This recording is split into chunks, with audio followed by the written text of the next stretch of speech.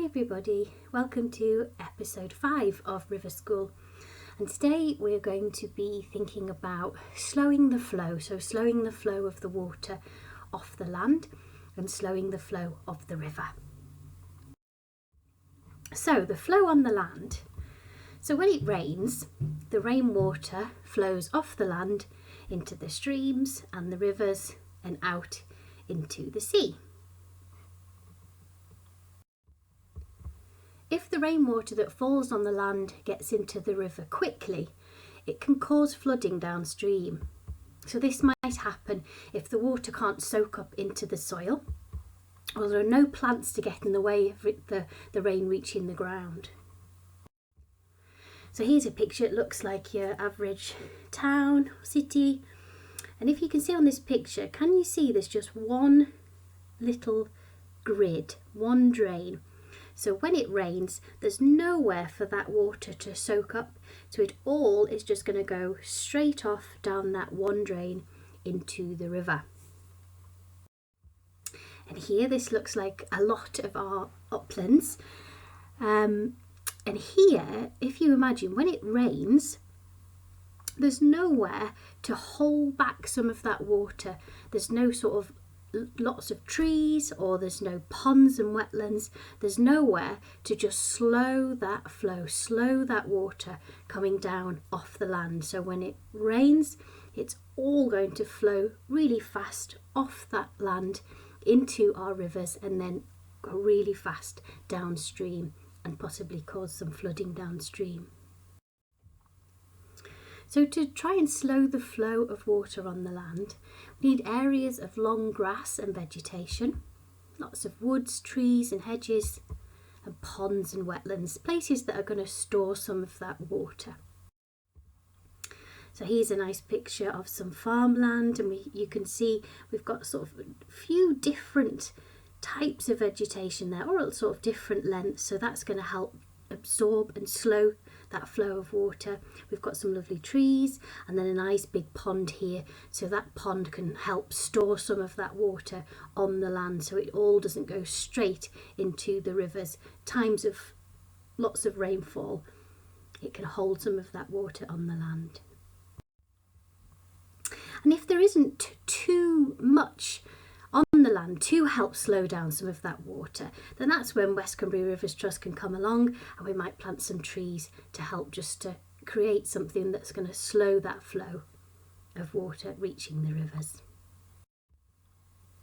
So we've had a little think about flow on the land. Let's have a think about flow in the river. So if the water in the river flows too fast, it might cause flooding downstream. So this might happen if the river's been straightened, so the water's going to go really fast. If there's been man-made banks, so if those banks, the river banks, are maybe made of brick and they're not vegetation, then again there's nothing there that's going to help absorb and slow some of that water down. And only small pebbles as well. So if you've got a river with only small pebbles, there's nothing to just slow that flow, slow that water down. So here's a picture of a straightened river bank, and it's also got a man-made bank as well. So when we have lots of rainfall, all the rainwater goes into the river and then it goes really fast off down that river and might potentially flood downstream. So how can we slow the flow in the river? Meanders. So do you remember in episode 1, rivers like to meander. Can anybody remember what a meander is? A meander is a bend. So rivers naturally meander, so they naturally bend. And if you imagine you were running in a race, one of you went in a wiggly line and one of you went in a straight line, who do you think would get there first? It would be the straight line, wouldn't it? Because you're going in a direct direction that's going to make you go much faster. It's not going to slow you down having to do a wiggly line. So that's why meanders naturally slow that river down. Big rocks as well. Big rocks help to slow the river. And leaky dams. So leaky dams are a lot of what West Cumbria Rivers Trust do as well. And I shall show you a picture of a leaky dam. So this is a picture of a meander, so you can see here the river is naturally meandering. Here we've got a river with some nice big rocks, so again that's going to just help slow that flow of water. And here's an example of a leaky dam. So you can see here that, I don't know if you can see, like all the way up, there's a few more all the way up there. So in times of flood, when we've got lots and lots of rainfall, this must be an area that when there's lots of water, this often floods and it's probably flowing with water. So these just help to slow that water down. There's still gaps so animals can still move up, but it's just going to help slow that flow of water. But not to be confused with man-made barriers. So weirs are man-made barriers, but they stop fish like salmon and trout, and also eels and things moving up the river. So here we are. A lot of these were put in during the Industrial Revolution. They were built to power our mills and factories.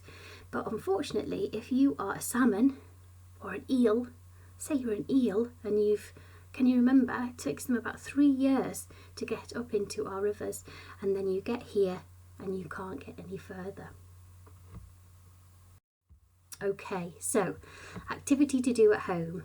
So we're going to sort of round it up really in this episode. So using all the things that you've learned over the last 5 episodes of River School, I'd like you to draw a healthy river. So think about the different river terms. So do you remember in episode 1? So think about your tributaries and your confluence, maybe the source and the mouth. Think of all the amazing freshwater wildlife that we have in West Cumbria. Think about pollution. So if you're going to draw a healthy river, think about what the land might look like around that's making sure that the river isn't polluted. And think about slowing the flow as well. So make sure your river has some nice meanders, some big rocks, and you never know, you might be able to install a few leaky dams there as well. Now this photograph, unfortunately I can't find the actual image, but this is a photograph of a jigsaw we've had made, and on one side it's got a picture of an unhealthy river, and on the other side that's a picture of a healthy river. So that gives you a few examples of what you could do. Okay, good luck everybody, and I'll see you soon. Bye.